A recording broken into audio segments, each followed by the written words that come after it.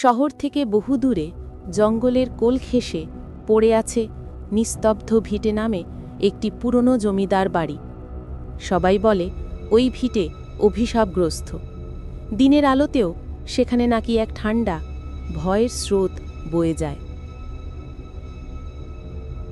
কলেজের 4 বন্ধু, অর্ণব দলনেতা সাহসী, সুমনা সন্দেহবাদী, রোহিত ঠাট্টাপ্রিয় আর তিথি সবচেয়ে ঘিতু, সিদ্ধান্ত নিল সেই নিষিদ্ধ ভিটেতে রাত কাটাবে।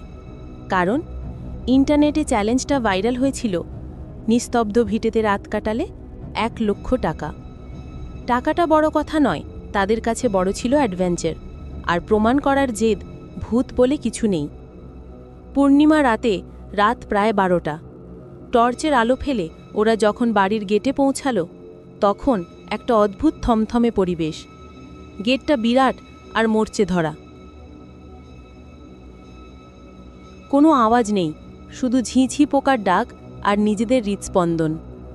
ভিতরে ঢুকে ওরা দেখল ঘরগুলো ধুলো আর মাকড়সার জালে ঢাকা, কিন্তু অদ্ভুতভাবে মাঝখানের হলঘরটা প্রায় পরিষ্কার। সেখানেই ওরা ক্যাম্প করার সিদ্ধান্ত নিল। রাত তখন প্রায় 2টো, বাইরে ঝোড়ো হাওয়া শুরু হয়েছে। হঠাৎ সুমনা চাপা স্বরে বলল, তোদের মনে হচ্ছে না কেউ যেন ফিসফিস করছে? সবাই কান পাতল। প্রথমে কিছু শোনা যাচ্ছিল না, তারপর হলঘরের শেষ প্রান্ত থেকে একটা ক্ষীণ শব্দ ভেসে এলো। কে যেন বিড়বিড় করছে, কিন্তু ভাষা বোঝা যাচ্ছে না। রোহিত সাহস দেখিয়ে টর্চটা সেই দিকে তাক করল। দেওয়ালে শ্যাওলা আর ফাটল ছাড়া আর কিছুই নেই। কিন্তু যখনই টর্চটা নামালো, তখনই আবার সেই ফিসফিস, এবার যেন আরও কাছে। তিথি ভয়ে কেঁপে কেঁপে বলল, অর্ণব চল ফিরে যাই, এটা ভালো লাগছে না। অর্ণব বলল, আরে এটা পুরনো বাড়ির প্রতিধ্বনি, চিল। কিন্তু সুমনা হঠাৎ আর্তনাদ করে উঠল, আমার পেছনে কেউ যেন নিঃশ্বাস ফেলছে। অর্ণব সঙ্গে সঙ্গে তার দিকে টর্চ ঘোরালো, কিন্তু সুমনার পেছনে কেউ ছিল না। তবে তার গলার পেছনের শাড়ির অংশটা সামান্য ভেজা, যেন কেউ বরফ ঠান্ডা জলে ভেজা ঠোঁট দিয়ে স্পর্শ করেছে। ভয়ে 4 জনই সিঁড়ি দিয়ে দোতলায় ছুটল। দোতলার বারান্দাটা আরও অন্ধকার, আর সেখানে একটা বিরাট কাঠের দোলনা। সেটা ধীরে ধীরে দুলছে, হাওয়া বন্ধ। দোলনাটা কেন দুলছে? রোহিত জানতে চাইল। তার গলায় আগের ঠাট্টা উধাও। দোলনাটা থেমে গেল। এরপর একটা চাপা কান্নার আওয়াজ এলো, একটি ছোট মেয়ের করুণ কান্না। অর্ণব পকেট থেকে তার মোবাইল বের করে ভিডিও রেকর্ডিং শুরু করল, যদি কিছু প্রমাণ পাই। কান্নাটা ক্রমশ তীব্র হতে লাগল, আর ঠিক সেই মুহূর্তে দোলনাটা আবার জোরে দুলতে শুরু করল। এবার শুধু দোলার শব্দ নয়, দড়ির ঘর্ষণের একটা তীক্ষ্ণ আওয়াজ। মনে হচ্ছিল কেউ সজোরে দোলনায় বসে আছে। তিথি জ্ঞান হারানোর উপক্রম হল। অর্ণব দেখল দোলনার আসনে আবছাভাবে একটা অন্ধকার ছায়া ফুটে উঠেছে। সেটা কোনো মানুষের আকৃতি নয়, শুধু গাঢ় কালো একটা উপস্থিতি। ওই ছায়াটা হঠাৎ দোলনা থেকে লাফিয়ে বারান্দার রেলিং টপকে নিচে পড়ল।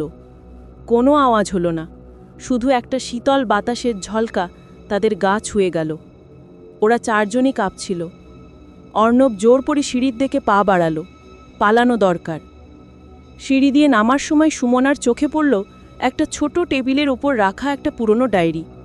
পাতা উল্টে দেখল এটা বাড়ির শেষ জমিদার তনয়ার হাতের লেখা। তারিখটা বহু পুরনো।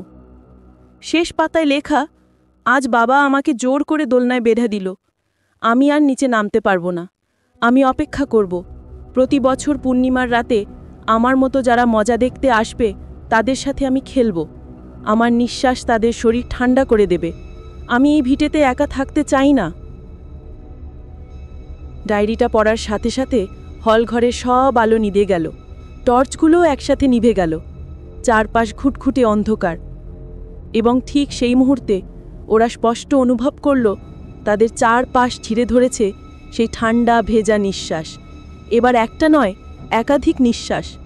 আর সেই ফিসফিস শব্দটা এবার যেন তাদের কানের কাছে। শব্দটা স্পষ্ট, তোমরা আমার সাথে থাকো। অর্ণব তার শেষ শক্তি দিয়ে চিৎকার করে উঠল, কিন্তু তার আওয়াজ সেই নিস্তব্ধ ভিটের দেওয়ালে ধাক্কা খেয়ে প্রতিধ্বনি হয়ে ফিরে এলো। ভয়ের শেষ বিন্দুতে পৌঁছানো চারজন বন্ধু তখন শুধু অন্ধকার আর ঠান্ডায় জমে যাওয়া নিঃশ্বাসের অপেক্ষায়। পরের দিন সকালে স্থানীয়রা যখন চ্যালেঞ্জের পুরস্কার দিতে ভিটেতে গেল, তখন সেখানে ছিল শুধু 4টে ব্যাগ আর টর্চ। বন্ধুদের কোনো চিহ্ন নেই, শুধু হলঘরের মেঝেতে ধুলোর ওপর 4টে আঙুলের ছাপ, যা খুব ধীরে ধীরে একটি অদৃশ্য হাতের ছোঁয়ায় মিলিয়ে যাচ্ছিল। আর বারান্দার সেই দোলনাটা, যেটা ধীরে ধীরে দুলছিল, যেন এক্ষুনি কেউ উঠে গেল। কেমন লাগলো আপনার এই ভয়ঙ্কর গল্পটি? আপনি যদি চান